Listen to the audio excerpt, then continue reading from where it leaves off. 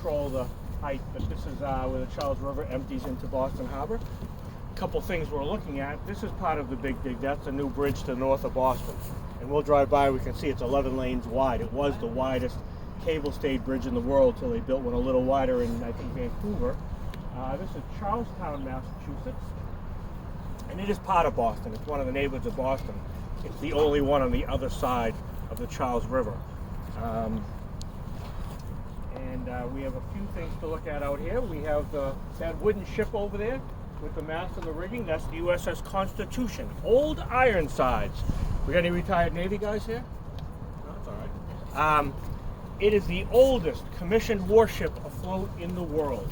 It was built right here on the banks of the Charles River in 1798. John Adams arm wrestled with George Washington to fund the U.S. Navy, and they signed a law to fund construction of 6 ships. And as soon as they started, they realized they didn't have enough money. They cut it down to 2 ships: the Constitution here and the Constellation in Baltimore Inner Harbor. But this one, the guy Edmund Hart who built it, he lived here in the North End, and it was his shipyard, Hart Shipyard. And he wanted a ship that could, quote, outrun and outgun anything. He wanted it to be faster than smaller ships and stronger than bigger ships. So how did he do it? A 22-inch thick hull, but more specifically, 2 11-inch thick hulls. 11-inch hull from live Georgia oak of the coastal island of Georgia. Strongest wood probably you can get in North America. At that time anyway, they weren't out west. And then it was sheathed, it was covered in copper from the mills of Paul Revere, who had the first mill in North America to roll copper out into flat sheets. Brilliant tradesman.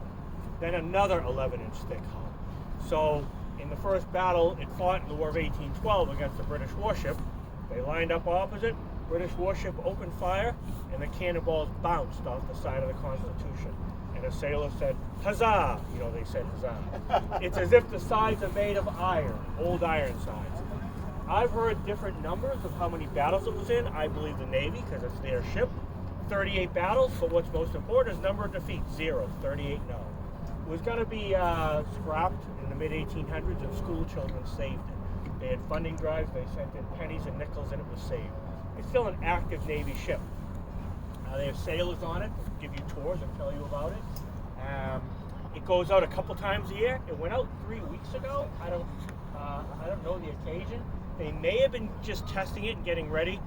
Every 4th of July it goes out into Boston Harbor. You'll pass when you leave. You might have seen it, the fort. That's Castle Island, and that's Fort Independence. And the fort will give a 21-gun salute, and then the Constitution will reply with a 21-gun salute. Make way for children.